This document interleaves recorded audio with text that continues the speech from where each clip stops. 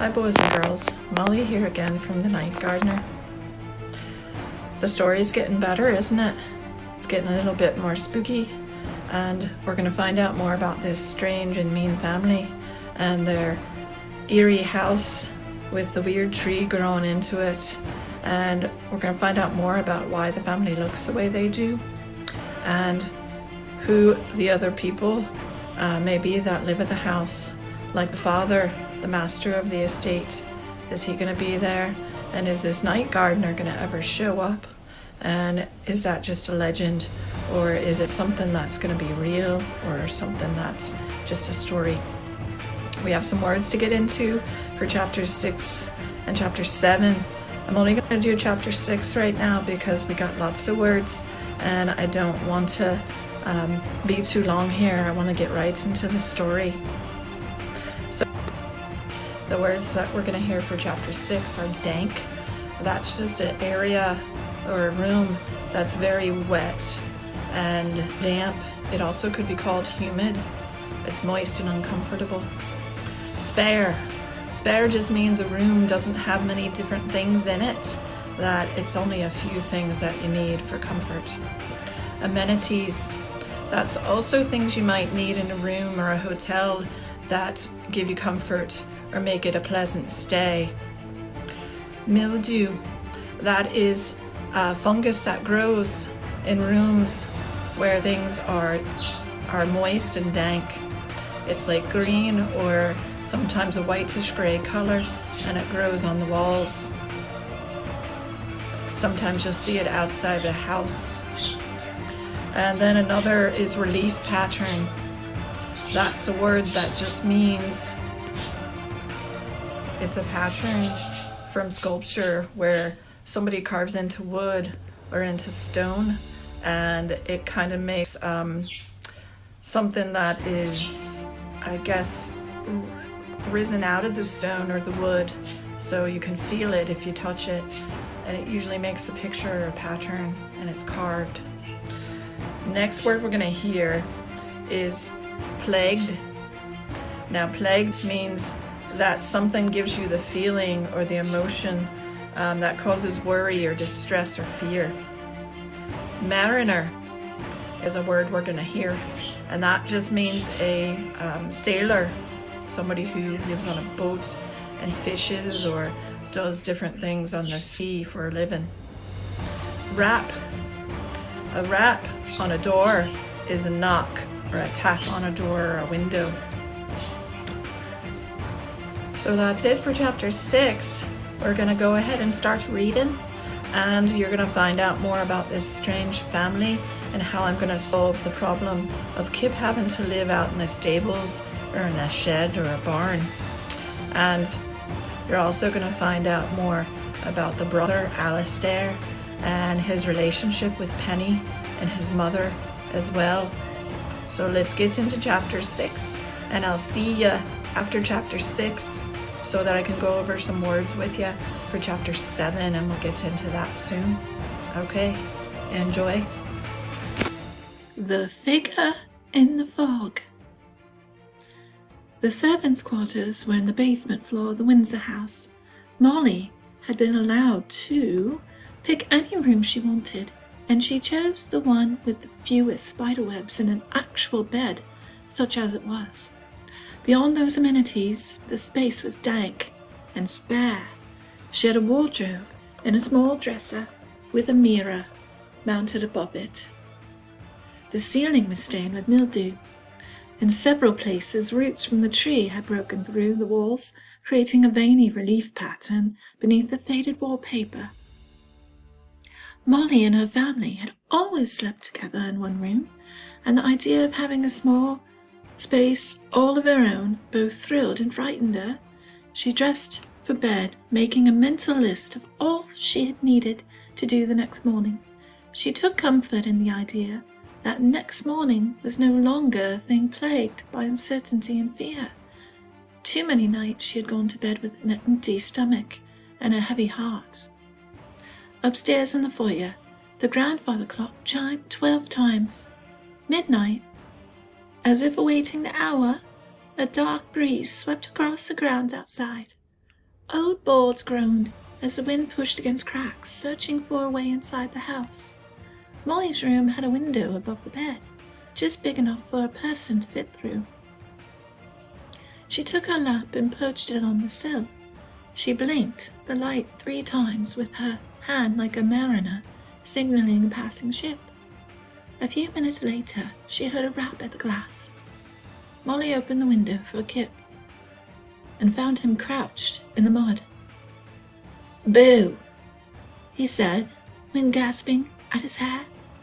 "Boo yourself?" Molly took his crutch from the outside and propped it against the bed frame. She grabbed him under the arms and helped him through the window.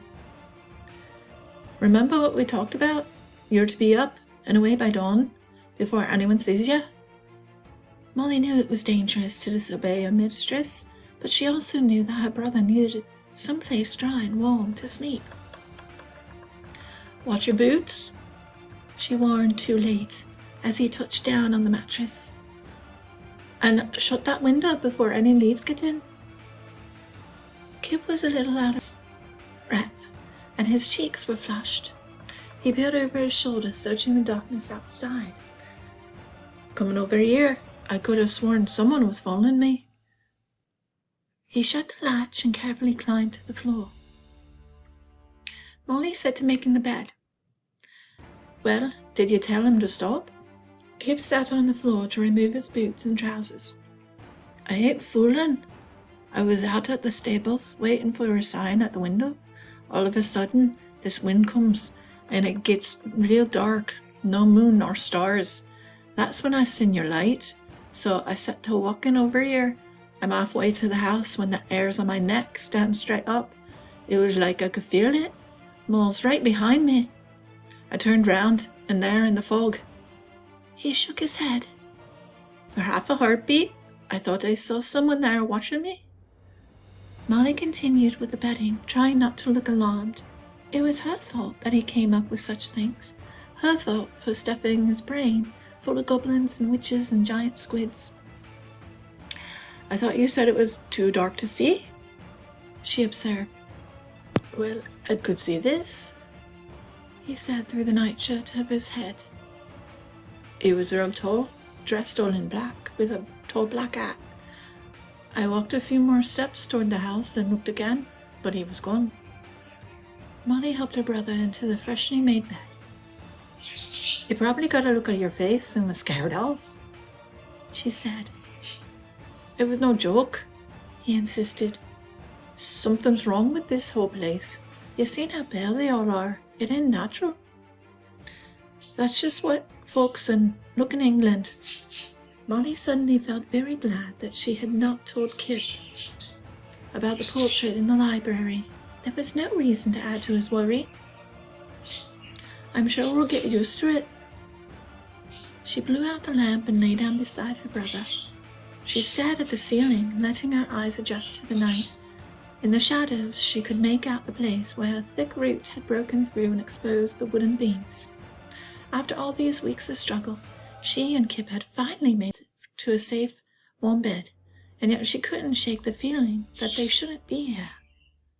"Moles?" Kip said softly. He was staring at the cracked button she had given him earlier that day. "Why'd they have to go round the world without us?" Molly propped herself up on one arm.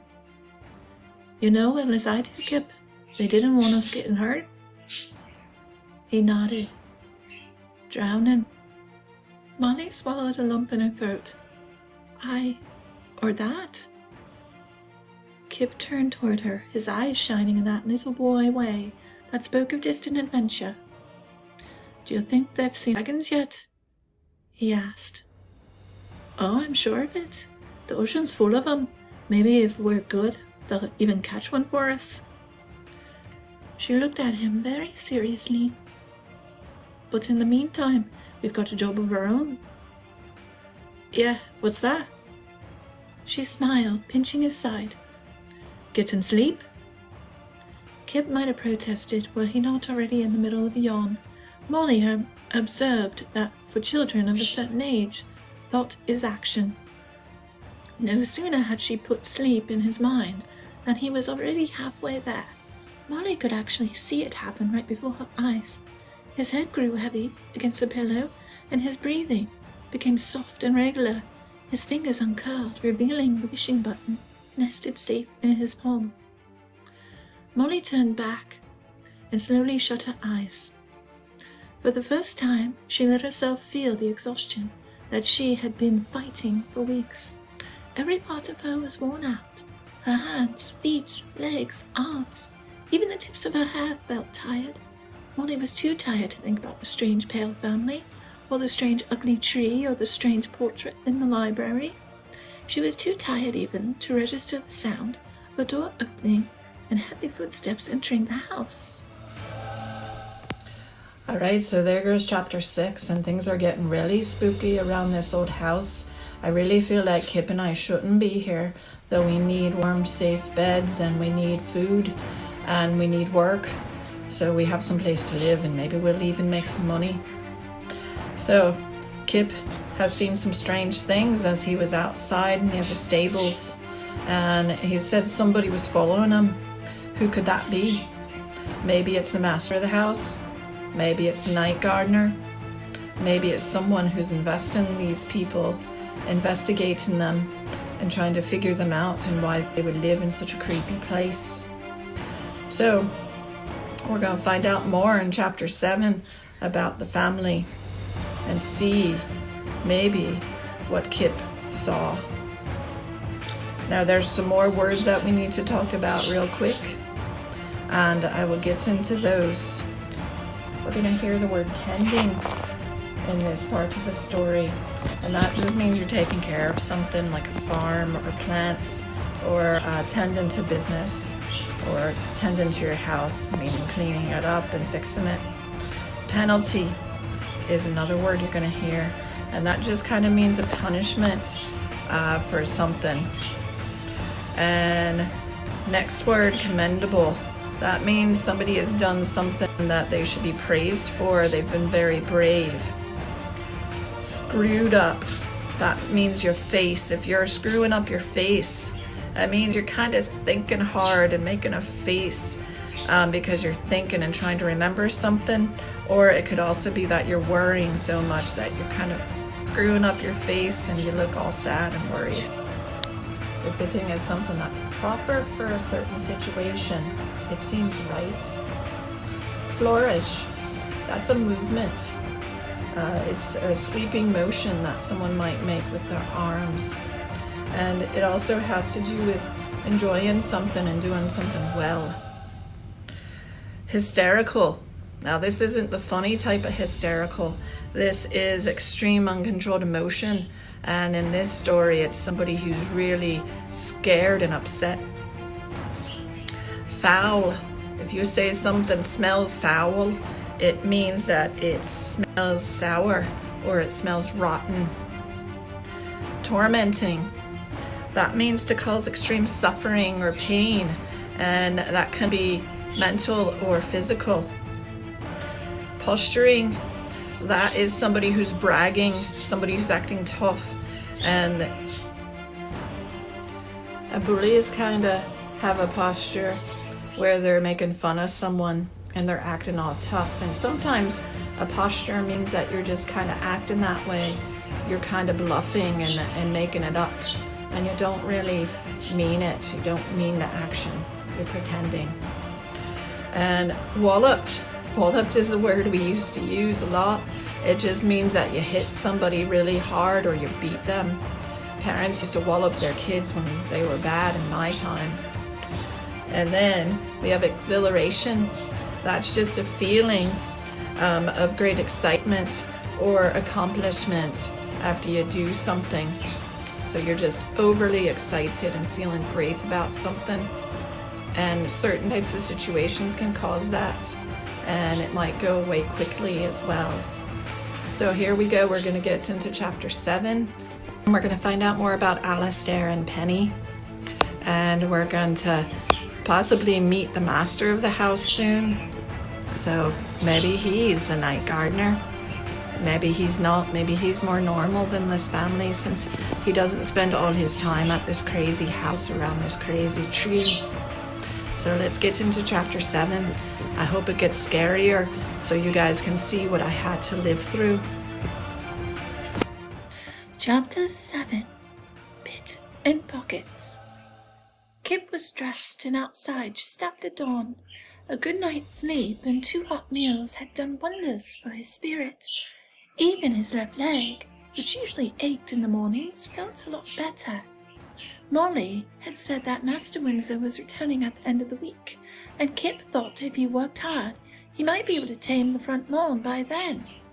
He started with the overgrown ivy at the base of the mansion. He trimmed around the back and sides of the house. He would have continued around front by the tree, but it appeared as though someone had already cleared the growth on that side. When the ivy was finished, he chopped some firewood, repaired the stable door, and swept Galileo's stall. Kip enjoyed working outside. It reminded him of hours spent with his father, tending their farm on the shore. It was a small farm, just a few animals, a vegetable garden, and a potato patch, but it had been more than Dar could handle by himself. Kip had always secretly wondered if he had been stronger, if he had been able to work as much as a healthy boy, whether their farm might have thrived. Then maybe his family wouldn't have needed to leave Ireland for work, and they would all still be together. It was early afternoon, and Kip was drawing water for Galileo at the well when he heard a pained voice in the direction of the house.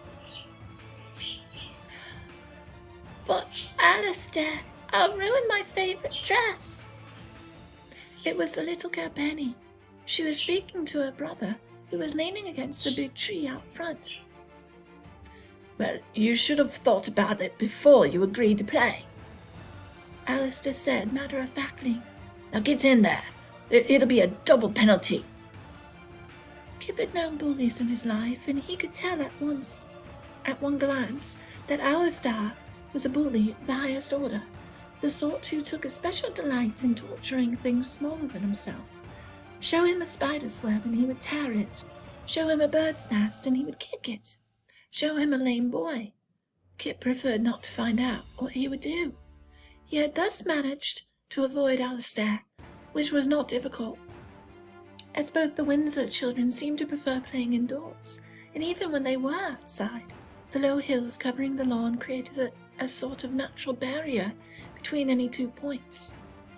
Now, however, Kip found himself with an opportunity to study the children unobserved. He watched the little girl lower herself into a hole near the base of the tree. He had not noticed this hole before because it had been covered with leaves. Kip made a note to himself that he should rake them clear when he got the chance. It was not a deep hole, for when Penny touched bottom, her chin was still above ground. As soon as she was in, Alistair pushed leaves around her body with his foot until she was properly buried. "Alistair, I don't think I want to play this game," Penny said. Her glasses had slipped down from her nose, and she was trying unsuccessfully to fix them without the use of her arms. "But today's game is entirely new." The boy paced in front of the tree, hands behind his back like a captain of the guard. "It's something I call pit and pockets. You've already figured out the pit part. Now for the next bit. I've got something in each of my pockets. In one pocket is a bag of sweets, and the other is..." He spun around dramatically. "Certain doom." Penny made a small, terrified sound. She blinked up at her brother. "Well, I picked the sweets," she said in a tone more befitting a question. Alistair stood back. "No, stupid. You have to choose, right or left. And whatever you pick, you have to eat." Kip could not say for certain, but something in Alistair's voice made him suspect that no matter which pocket the girl selected, she would lose. He watched as Penny screwed up her face, concentrating all of her mental energy on determining which pocket was the winner. I think it's the left one," she ventured after a moment. Left, she says. Alistair reached a hand into his left pocket and pulled out a fistful of something dark and stringy. The prize hung limp between his fingers, squirming slowly. Kip had spent years working the soil to know that what Alistair was holding were earthworms. Penny gave a shriek that confirmed his suspicion. Alistair held the creatures over his sister's head. Let's see which one reaches you first. With a great flourish, he sprinkled the worms around the edge of the hole. Penny, who up until this point had been a commendable sport, broke down. Alistair, pull me out of here!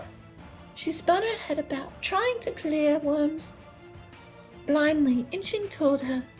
Suddenly she gave a sharp scream that surprised Kip for its sincerity. Even Alistair looked a bit taken back. Help! She shrieked. They're getting my feet! I can feel them! Oh, you're just being hysterical, Alistair protested. I can see for myself the worms have barely made it past the first layer of leaves. He crouched down and took one of the worms between his two fingers. Look here, all you have to do is eat one worm, and then you're done. Penny did not hear him, as she was too busy screaming about how she could feel the worms moving around her ankles. Seizing a perfect opportunity, Alistair raised the worm over her open mouth. Kip had seen enough. He took his crutch, courage, and hobbled out from behind the well. You leave her alone, he called, moving toward them as fast as he could. Alistair turned around slowly. A look of pure pleasure crept across his face. Well, if it isn't our new groundskeeper, he said. I thought I smelled something foul. Kip ignored the comment and hopped closer. Alistair took a lazy step to one side, planting himself between Kip and Penny. The two boys were now only a few feet from each other. At this range, Alistair looked even bigger. Kip swallowed, steeling himself. She ain't done nothing to deserve that. Let her go. Or else what? Alistair said, tossing the worm aside. One word to your mother, and you'll be turned out.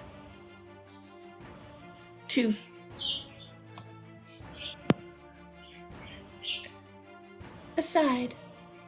One word to mother, and you'll be turned out. Two fishy orphans alone in the cold.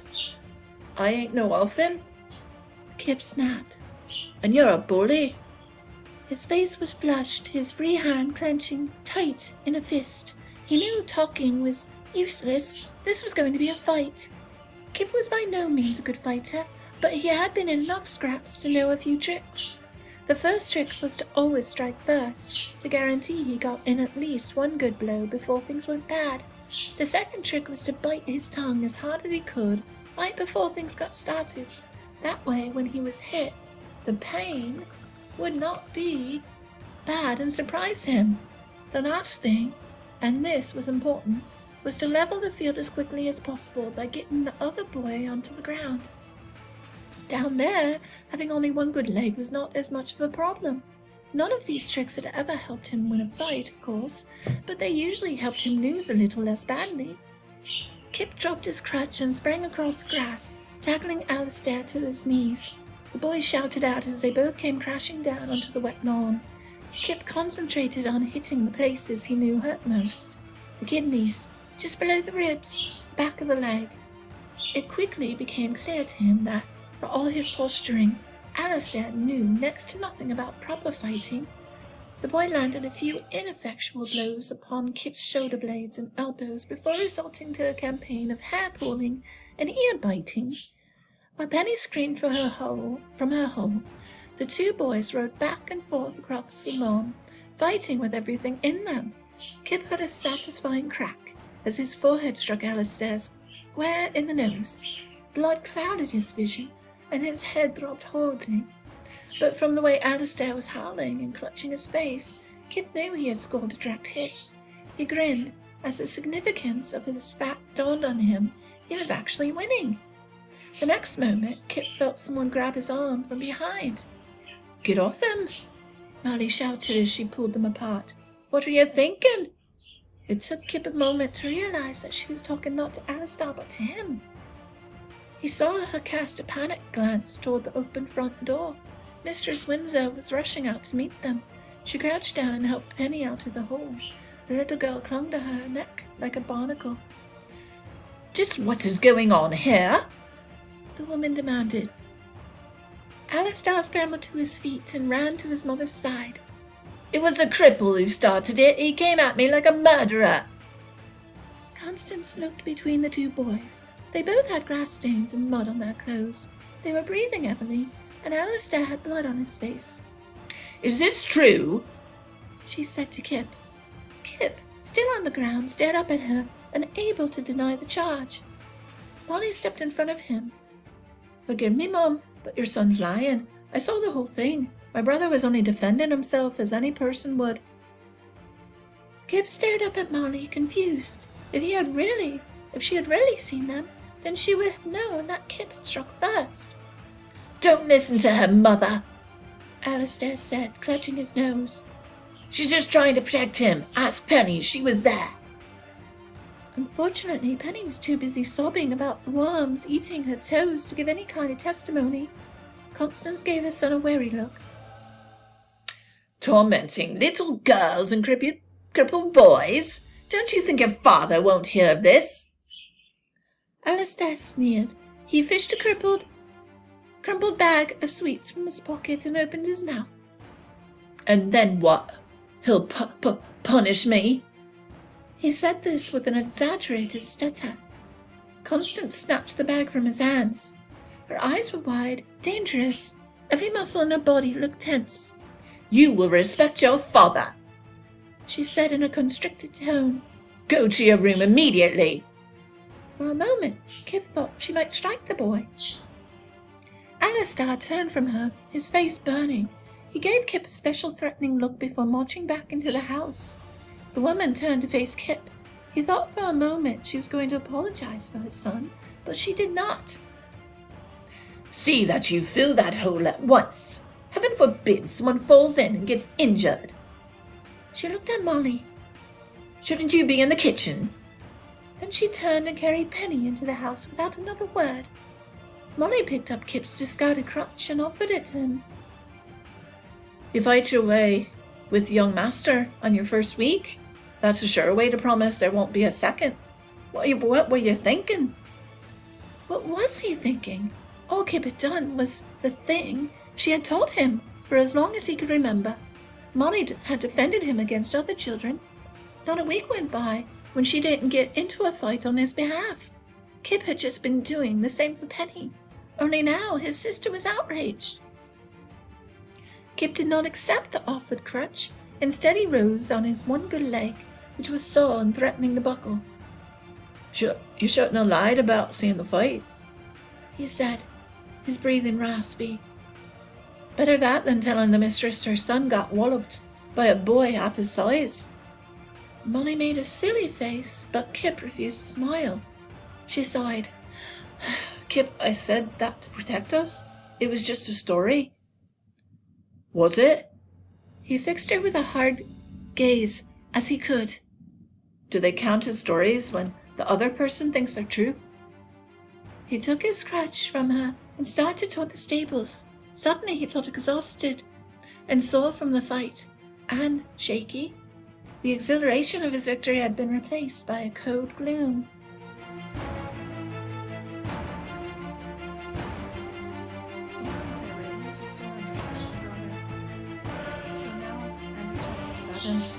I think he's made some more enemies. Alistair really is a bully, and all the things he did in chapter 7 I just can't believe. And then there's Kip. He's messing with this Alistair the bully, and he actually fights him and he freaking wins. That's crazy. Never thought that would happen. Now I'm so surprised that Constance was not angry at Kip. I guess she knows her son pretty well, that he would take advantage of his sister and tease her, and also pick on a cripple like Kip. I just hope it doesn't bring any trouble. I don't want to lose this job, even though I know we probably don't belong here at the manor house. So next week we will read chapters 8 and 9. We'll see what happens in these next 2 chapters. I mean, Kip has now seen someone walking around with a tall hat on and in black, and he looks like it's a very tall person. And we're supposed to meet the master of the house, so maybe he'll be here next time. I just hope Kip hasn't put us in any danger from this other young man, Alistair. We'll find out why Penny was freaking out too. The brothers said the worms weren't even touching her, but she claims that she could feel them on her feet that were stuffed into the hole by the tree. Of course, I wouldn't want to have been in any hole near that tree. We'll find out way more and see if anything really scary happens next time. So, see you later. Stay safe. Stay away from old manor houses and old creepy trees.